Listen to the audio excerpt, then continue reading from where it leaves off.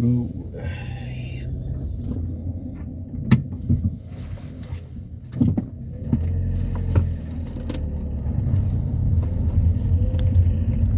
Hello, this is Pixie, doing another video. So I found it a lot easier, so I'm going to talk about the crypto, talk about, I don't know, all sorts of things, maybe a bit of MGTOW, anything else really. 25% spiritual, it's not a lot going on. So with Trustwallet, wallet,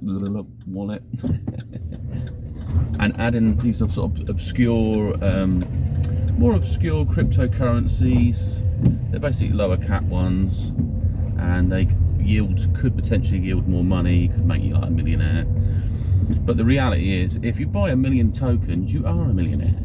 You're just a crypto one. So there's tardigrade finance, there's Safe Icarus, spelled Safe Icarus, which is C-A-R-U-S, and I think it's Raptor Finance. But there's a lot of things. What are their mission statements? What are they planning to do with the money? To simply exist means that it's just going to boom and bust a bit, isn't it? Thank you. Let me in there because he was looking elsewhere.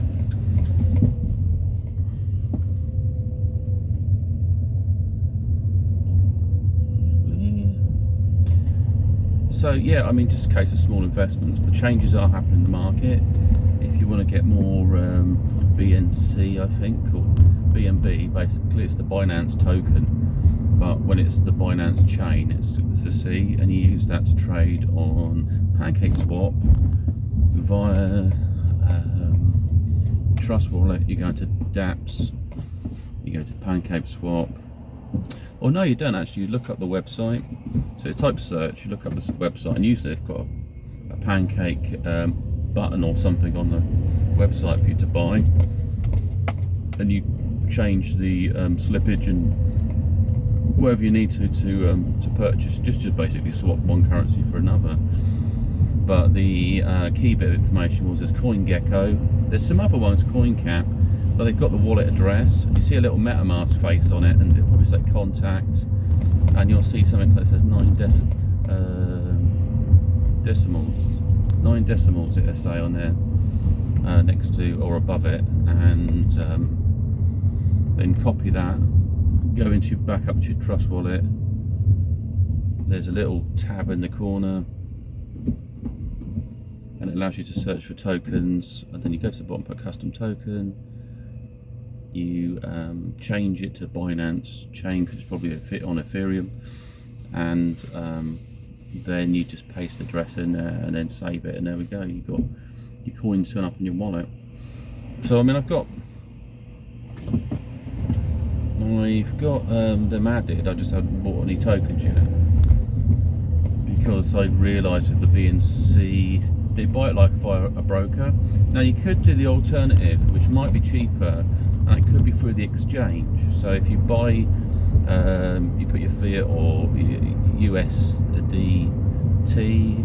or you could have GBPT. Got it.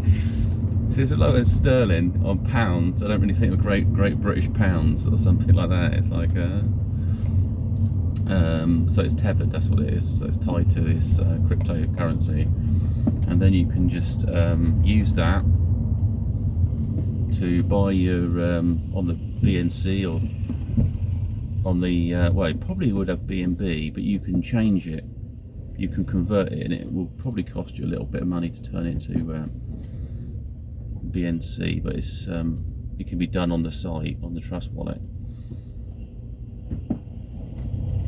And it'd be a lot cheaper, because potentially, otherwise the other sites you have to pay, they want a minimum amount of £100 you have to use to get yourself a token. I don't know the percentage you pay, probably like 1% or something, really quite low. Depends on the financial provider, because it kind of like searches people for these particular tokens, and then you just pay with your credit card. And it's fairly straightforward. It's not a hassle, and it's not dodgy or anything. And you can easily convert it back. I mean, all you do is convert it to back to B&B, and then you can shove it somewhere else.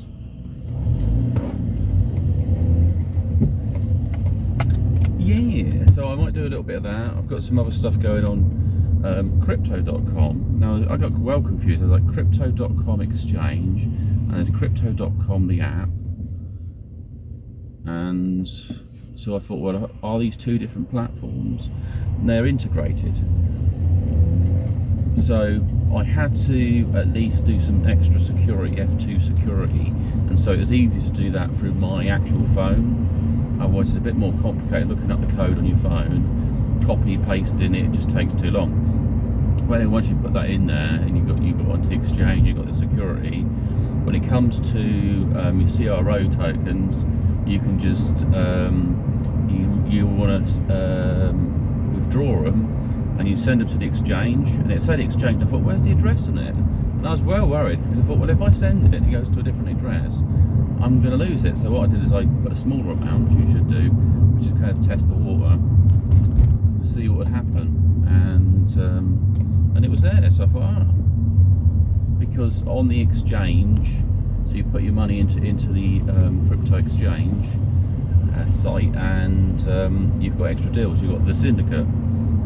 And the syndicate's running a deal, basically 50% off a particular token. So convertible Crow will get converted to that token. However, once you've got that migrated back to your app, you could sell half of that token and get your money back, or you could just sit on it for a bit until the next deal comes up, then sell half of your money on that token, put it into the next deal, the next phase that goes on.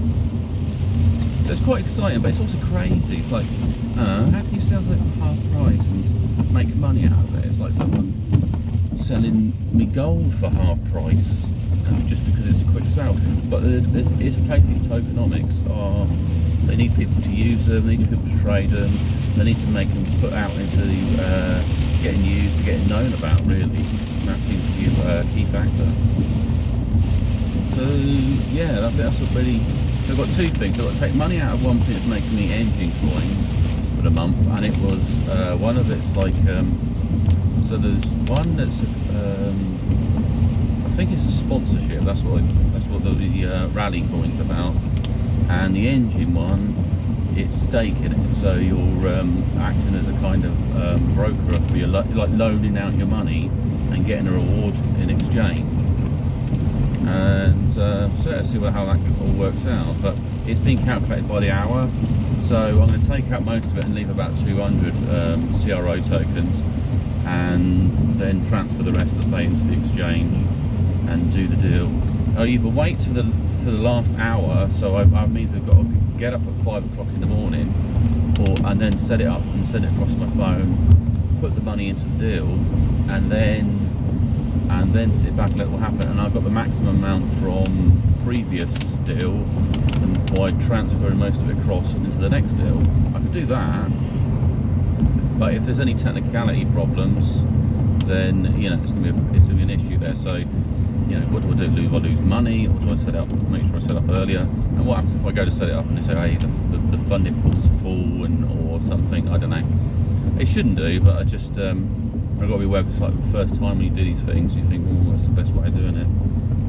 So I might take a slight loss. I don't mind, really, as long as at the end of it, I'm actually getting more profit out of it.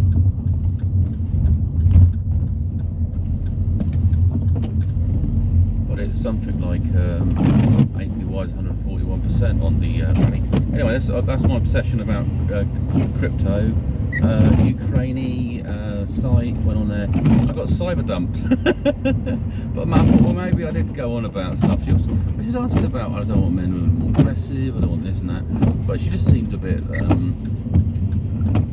flaky, really. Just wanting to photos, to chat, and then she'd be wanting to be wowed, I guess. So maybe the best move in the future is just pay this thing and end up just getting loads of females' addresses and just chat to them. See where it goes. But what I don't want is lots of single mums coming my way. I'm just not into it. It's because I get the feeling, you'll see pictures of them and they'll be like hanging out in their local town, and the women that are not got lots of children, you'll see them on holiday all abroad somewhere. So it's just that you've got to carry everything that beforehand into this new relationship, and it's sometimes just a bit too much. It's not what I'm looking for. You know, if somebody didn't have children, they're really desperate to have children, a woman's already got children, they might like that. But to be honest, if she's got kids, I think the other bloke should be putting the money in and getting it and being a father. And you can't really marry her. That's the problem. You know, it's the same for me really. I was out of the pool. While I've got young children and they come first, I'm less desirable to women because I think, well, he's got no time for me because he's got his kids, or he's going to be putting his money into them, and they don't like it either. I mean, people for me think, you know, women are quite. They love children, so they don't mind. It doesn't always work that way at all. At the end of the day, you've got to look out for yourself and plan what you want to build in the future. When your head is level and not in love and all these other things going on. Anything else? I see some people are science fanatics. They say, well, so don't you want to be consistent with your reality? And I was thinking, oh, what are you on about? I said, basically, I said, you're just confusing science and reality together. Science is the mechanism for discovering things. But what's real, everything's real until you can prove it's not. You know, if I say something, and someone says, well, I don't believe that's true, they can go explore it. But at some level, it's real. I mean, it doesn't make any sense. I think what I said basically was, what they said about is flat earthers, and they said it's worth basically working with them rather than sort of shunning them, because you're not going to do anything there. And it's like perceptual science, so what you perceive is real. But the same for science in itself is that it uses the electromagnetic wave spectrum, but there is energies outside of that we haven't tapped in, and because of that, you could say, well, that's not science. Like quantum physics, it's not science, but it had to fall into the family, or is, you know, mathematics as a measuring system. You might say it's the language of the universe, and somebody might say, well, don't be daft. You know, language is what I'm using now, and it's kind of, you know, these different opinions. Everyone wants to be right, and that's the problem. There's no true right, because it's something that you're constantly exploring. And even with science, they need to go back to the beginning and reevaluate, was that true in the beginning, and so on. I mean, a bit like laws of gravity, how that works, and other things, is they might revisit it. Is it a force, or what is it? Is it a construct within a matrix, or something like a law that's been created to make it function? We won't know until we get further out in space and we look at other planets and do other research. But we can assume that it's the same. It's a bit like I said about, I believe in the hollow earth, because I mean, I'm not bought into the flat earth. That only exists in some other different dimension. Like if you consider the place a hologram, and that's data, or like in a black hole or something, you might find something like a flat earth. That kind of environment, it's two-dimensional, and I'm living in a three-dimensional universe, or I live in a three-dimensional dimension anyway. And beyond, there's hidden dimensions in that. So hollow earth is not too far beyond that. There could be either giant cavities in the planet, or that it's more hollow in the middle because heavier things go to the outside. It's a bit of the construction of my own human body, is that it's hollow in here's hollow space. I mean, I look solid, but there's a lot of space in the middle. And also holographic universe. Somebody said, well, consistent with reality, it is real. It's just something you're not measuring perceptually with science in the same way, because you're trying to explore that maybe there's more to this reality than what I physically am, and so therefore it's more scientific in that sense, if you consider science that. Because I come from more of an esoteric point of view, that everything's real until proven not the other way around. Nothing's real until proven with science or something, or taken apart and analysed. Because if you do that, you might miss the full picture, but see the mechanics of it. That's really what it is. You know, it's like, I don't know how the car operates. You might look at the mechanical aspects and miss the chemical aspects of the combustion or something. You know, if I just turned up and said, here's a car, someone would have to explore that. It would come to a conclusion eventually. It's the fuel you're putting into the engine that actually is driving through the pistons, and there's a controlled combustion and so on. But it might not be obvious at first. They might have to take something apart. You know, it's a bit like, I don't know, alien spaceship turned up. At first they say, well, I don't know, these things existed, and then how the hell does this craft operate? So anyway, this is Pixel Up, and have a great one.